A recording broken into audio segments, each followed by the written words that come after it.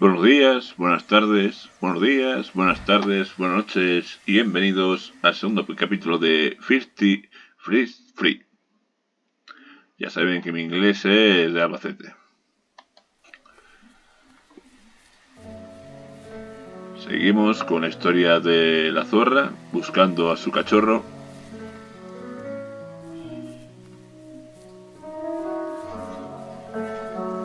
En un paraje perfecto para relajarse y disfrutar de la aventura. Les dejo con el juego. I wasn't popular or unpopular. Maybe just forgettable. I guess that gave me a sense of freedom. So I hung out with crazy kids, doing crazy things, even though I mostly just watched the chaos ensue. We did it all. Put fireworks in mailboxes, hide roadkill in people's garages, break windows of the barber shop in Anchorage. My dad was furious, but he was so busy working he couldn't do much to stop me from going out. I think being an adult means there's no one to stop you making hard decisions.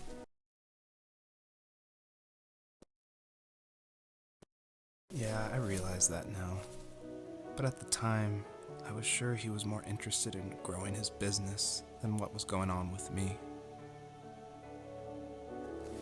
He was working another late night, and my friends were over, saying how bored they were and how they'd come all the way out to my house for nothing.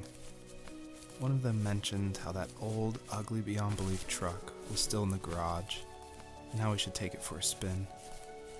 I was only 15, so I kind of fought it for a while. The next thing I knew, we were careening around the mountain path, rocks spitting onto the sides of the cliff, while my dad's cringe-worthy bluegrass blared out the speakers. I drove while my friends were in the back of that yellow and purple truck, throwing beer bottles and trash at anything remotely interesting. Felt like I was soaring in the air with borrowed wings. But all good things have endings. A cop outside of Eagle River pulled us over after he saw us send a bottle rocket into someone's yard. What followed was a long night of talking to disappointed adults and feeling smaller than ever.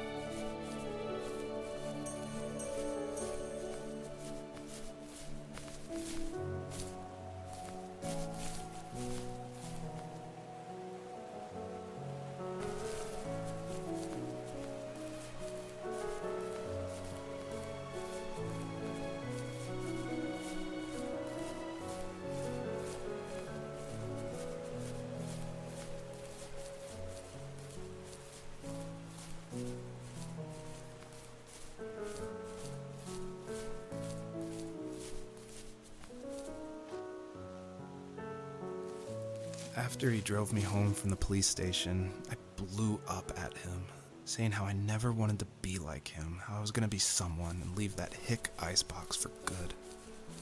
He just looked forward at the road with tired eyes. I took out that bluegrass tape from the cassette deck and chucked it out the window. In my sage teenage wisdom, I thought I proved the ultimate point, but my dad had a different idea. He slammed the brakes, slowly bowed his head while gripping the steering wheel, and finally looked at me. All he said, like it was a polite request, was, "Make this right." I sat there in silence, fuming, but I eventually got out and combed every square inch of the woods, muttering profanity after profanity. I found it 30 minutes later, near a small waterfall off the road. I went back to the truck, put the wet tape back in, and sure enough, it worked. We didn't speak another word to each other the rest of the night. Wow, I knew you were a crazy teenager, but It's hard to believe, isn't it? It surprises me too. It's like I didn't really know who that kid was back then. I bet my dad thought the same thing over and over. It's almost like he was saying, make this right, to himself, more than to me.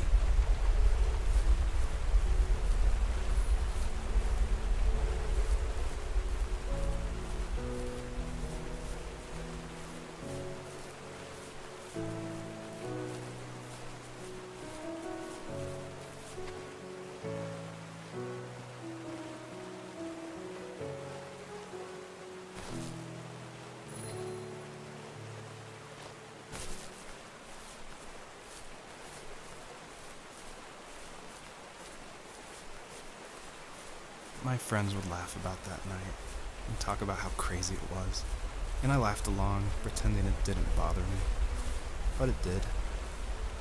I imagined my friends growing old in the bush, unable to find that thrill in those godforsaken ice fields. It's like those mountains were a literal wall, keeping me from leaving, where all I would have to look forward to are lumber yards and evening beers.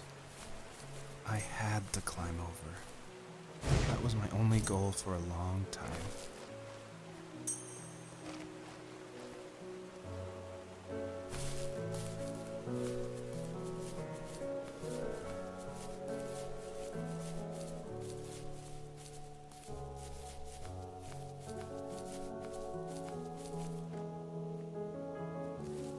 If there was some way I could take my love of drawing and turn it into a way of escape, nothing would make me happier. I wanted to create instead of tearing trees down. I wanted to move to the lower 48, not because I hated it there in Alaska, but I hated the idea of it. It's like all of that spite inside me had created this monster which followed me around my whole teenage years.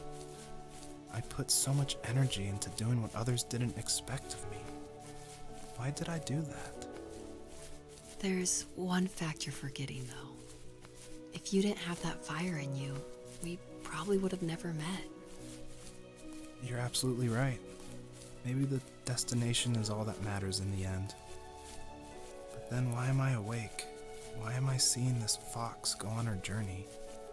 And why can't I stop thinking about my dad?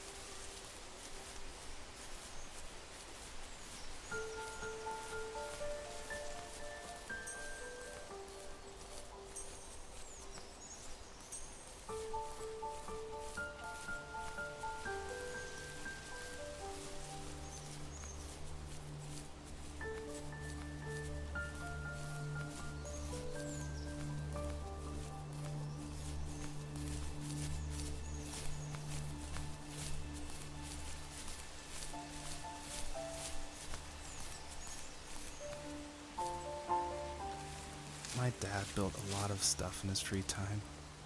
If he wasn't watching fly fishing or reading Tom Clancy novels, he was carving something. He made tons of birdhouses. Not that he was into bird watching, but I think he really missed working and adding on to the home. If he couldn't afford the time to build onto our own house, he would have to settle with watching birds move into their little homes. We kept an old mattress in the bed of that ugly yellow truck, so we would drive it deep into the woods and then watch the birds fly into their houses while the sun set. Usually it was accompanied by venison jerky or a cold Coke, but not a lot of talking, which is how we both liked it.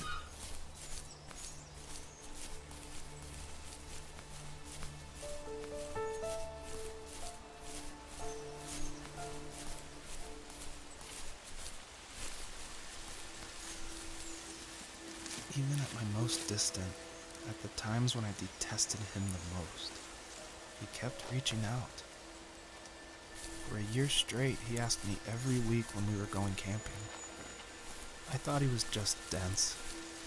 Eventually, to shut him up, I agreed. We carried out the worn lawn chairs from the garage and set up a cinder block campfire at the site we'd always used behind the house. We walked down the mountain path, talking in the warm sunshine we only got a couple months of the year. Those 3 obsidian rocks shimmered alongside the shore, almost like sparklers pressed against a dark window. I'll never forget that wet stone on my feet, or how those massive mountains looked even bigger in the lake's reflection. I felt small, but grateful. As the sun set, my dad found something I hadn't seen for a long time. The tree where I'd made my first carving when I was 6. I hadn't even carved it. My dad had helped me, but I still called it my tree. Something about seeing my name there made me open up, and we talked about everything that night in that old camouflage tent. I told him how much I loved sketching and design, and how it would be a dream to study architecture in Seattle.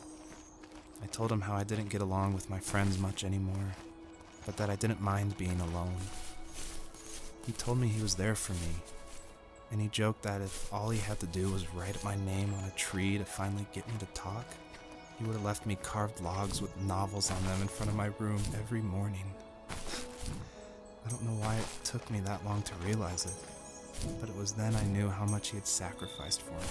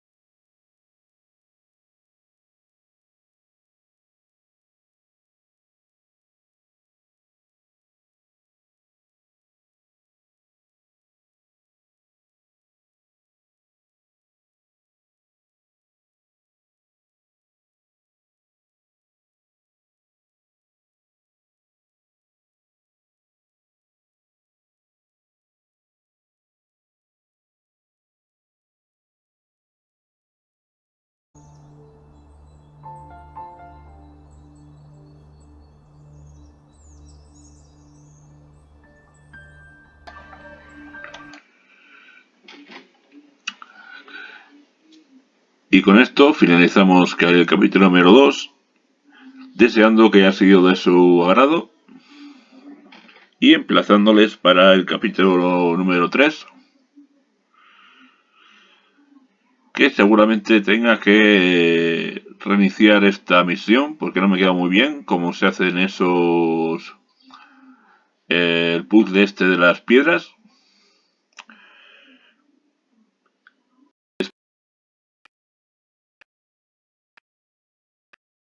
Les recuerdo que tienen todavía hasta el 27 para conseguir este videojuego en Epic, por tenerlo. Y sin más, les emplazo al próximo capítulo de este apasionante juego. Buenos días, buenas tardes, buenas noches y que descansen.